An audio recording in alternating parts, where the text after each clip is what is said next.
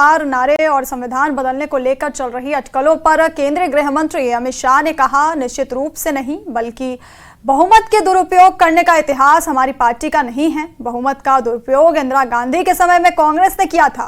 वहीं 370 पर गृह मंत्री अमित शाह ने कहा, जो लोग अनुच्छेद 370 पर सवाल उठाते हैं, मैं उनसे कहना चाहूंगा कि श्रीनगर में मतदान 40% पार गया।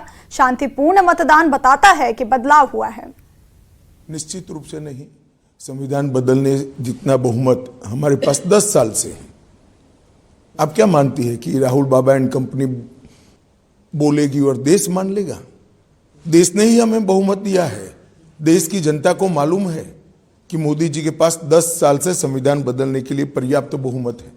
हमने कभी ये अप्रोच नहीं किया। हाँ, हमें 400 सीट जरूर चाहिए, क्योंकि देश में राजनीति में स्थिरता लानी है। 400 सीट जरूर चाहिए, क्योंकि भारत की सीमाओं को चौक चौबंद और सुरक्षित रखना है।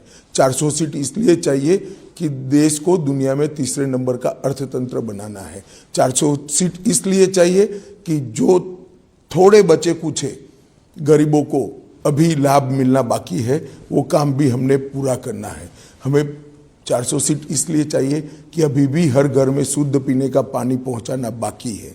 हमें 400 सीट इसलिए चाहिए कि इस देश के अंदर नेचुरल फार्मिंग के क्षेत्र में ढेर सारा काम करना बाकी है। 400 सीट इसलिए चाहिए कि हर 70 साल से ज्यादा आयु वाले व्यक्ति को 5 लाख तक का मुफ्त इलाज हम देना चाहते हैं। हमने 400 सीट का 10 साल में क्या उपयोग किया? धारा 370 हटाई, ट्रिपल तलाक हटाया, राम मंदिर बना और कॉमन सिविल कोड यूसीसी लेकर हम आए। हमने 400 सीट हमारी नहीं थी, मगर पर्याप्त बहुमत था। इसका उपयोग हमने संविधान सभा ने जो देश को वादे किए थे, वो सारे वादे पूरे करने में ने जो लोग 370 पर सवाल उठाते हैं, मैं आज उनको कहना चाहता हूं कि 14% वोटिंग से 40 पार कर गया। इससे बड़ी कोई सफलता 370 की नहीं हो सकती। सारे एक्सट्रीमिस्ट ग्रुप के नेता आज जाकर पोल करें। वोट किसको देना नहीं देना वो उनका अधिकार है, मगर कम से कम लोकतांत्रिक प्रक्रिया का वो हिस्सा बने।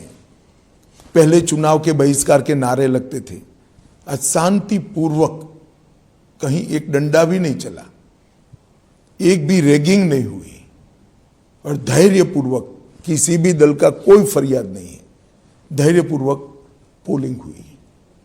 ये बताता है कि बदलाव हुआ है। और मैं बताता हूं, पहली बार 40% से ज्यादा विस्थापित कश्मीरी पंडितों ने वोट डाले हैं। अब तक ये आंकड़ा 3% से ऊपर कभी नहीं गया। पहली बार 40% कश्मीरी पंडित और विस्थापित जो थे उन्होंने वोट डाले। ये बताता है कि एक आत्मविश्वास आया है जनता के अंदर कि नहीं, अब हम डेमोक्रेसी के साथ जा सकते हैं। और डेमोक्रेटिक